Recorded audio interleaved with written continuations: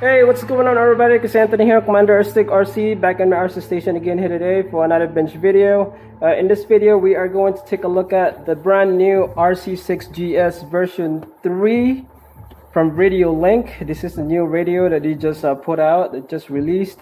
I just want to say a huge thank you and shout out to the guys at Radiolink for sending this up for me to try out, test out, and review. I really appreciate that. I'm a huge fan of this radio, guys. I have used the version 1. I had a version 2, which became one of my go-to radio, and now they have a version 3. So super excited to check this out and see what kind of changes that they made and additions and features that they have added into this new version right here. So this is such an awesome radio, guys. This is probably the best featured pack radio for under $100. And the best thing that I really love about this radio is the range and responsiveness when it comes to throttle and steering. So huge fan of this radio right here. So super excited to check this out, and possibly we'll do a side-by-side comparison with the version 2 that I have here. So looking at the box here, guys, right off the bat, you can see the 7-channel right there. That's 1 channel up over the version 2. And here we still have the 600 meters ground distance that we all love.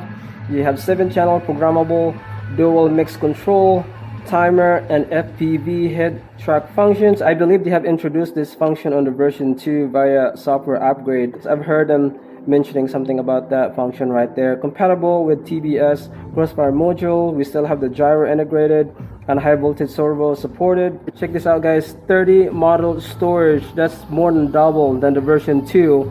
I believe my version 2 can only carry up to 10 models. So this is a huge upgrade right there. Cross control system. That's an awesome feature for all the crawlers out there. We have feel safe self-setting, customizable gyro sensitivity. To the side here, you can see some of the features, and a lot of the features that you see here are carried on from version 2. And down here, of course, you can power this from 2S to 4S LiPo or 6 AA batteries, but highly recommend powering this transmitter with LiPo, which is what I've been doing. It's just a lot more convenient and it lasts a lot longer. I'm looking closely at the design, the physical hardware of the radio. It looks very similar, very identical to the version 2. The version 2 did have some changes to the hardware over the version 1, but it looks like this is pretty identical, probably exactly the same as the version 2. So most of the changes that they have in this version 3 is all software related stuff, so which is still pretty cool. So let's just open this thing up and check it out and see what we got in the box, guys.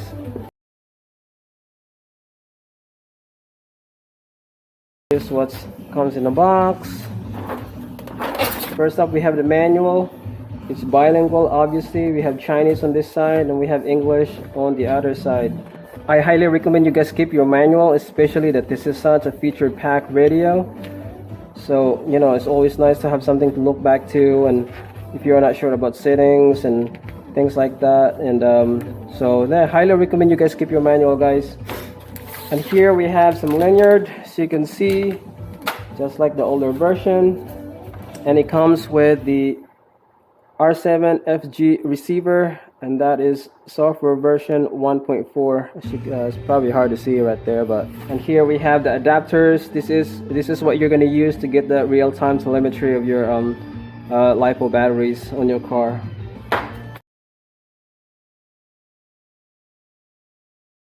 Here's a shot at the top, LCD screen, really nice comfortable foam.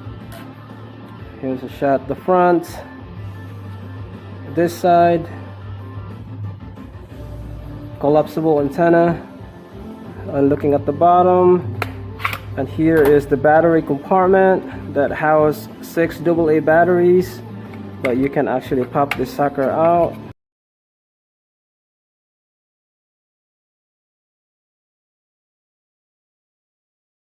Here it is, guys. Alright, and look at how spacious that battery tray compartment right there, guys. This thing can house 2S to 4S LiPo to power this radio, which I highly recommend you guys go with a LiPo. It's a lot convenient, and plus it lasts a lot longer too. So here's your power button right there, the USB for software upgrades, lanyard hook so you can loop it around your neck. We have the gyro sensitivity knob. Here we have the steering, we have the throttle, another channel, We have another channel on this side, another channel on the handle, as well as another channel at the bottom right there. So again, 7 channel overall, guys. Collapsible antenna, as I've mentioned earlier. Here's the LCD screen with the 4 function buttons. If you're not familiar with this radio, to get to the settings, you have to press the exit and enter at the same time.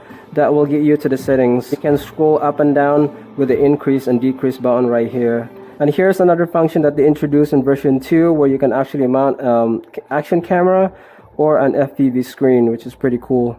So there you have it, guys. That is the rundown of the RC6GS version 3. Here it is side by side with the version 2, and as you can see, very identical. Even the size of the screen, the button layouts, and all the channels and knobs and toggles and stuff like that, they're all pretty much identical. No changes in the physical hardware side, but a lot of the changes are pretty much on the software side of things, which is still pretty awesome. And the other thing that I forgot to mention, guys, that I really like the tension of the trigger of these radios. I never had issue with them.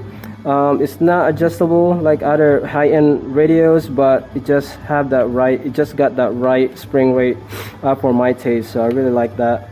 Again, I really love the responsiveness of the throttle and the steering of this radio, so I just want to point that out. Alright, let me pop a battery in and power this thing up so we can check out the LCD screen and scroll down some of the functions and see if there's any changes that we haven't seen before.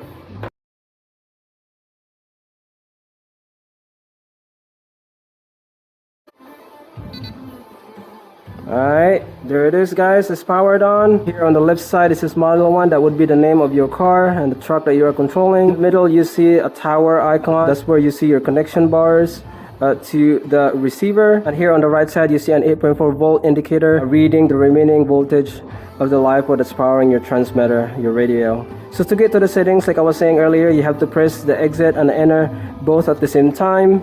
That will get you to the settings. Scroll down. You just hit increase or decrease. Hit increase, you go down to model, you hit enter, and as you can see right there, it says 1 out of 30. That means you can actually connect 30 vehicles into this radio right here, which is pretty insane. That's way more than what I need, obviously. So that's pretty cool. Option number 3 is EPA. That's your endpoint adjustment. Scrolling down, as you can see, I mean, this radio is featured packed, guys. I mean, it's got so much feature than what I need for sure. Here, option 18, you can actually change the name of the vehicle that you link into here. So you got that option there. Option 19 is this alarm. You can actually set the voltage of when to set an alarm, which is pretty cool. Option 20 is this gyro. This is where you can set your gyro settings, your sensitivity, and all that stuff. And then the bottom here is this feel safe. So timer. So that's pretty cool. You can set a timer.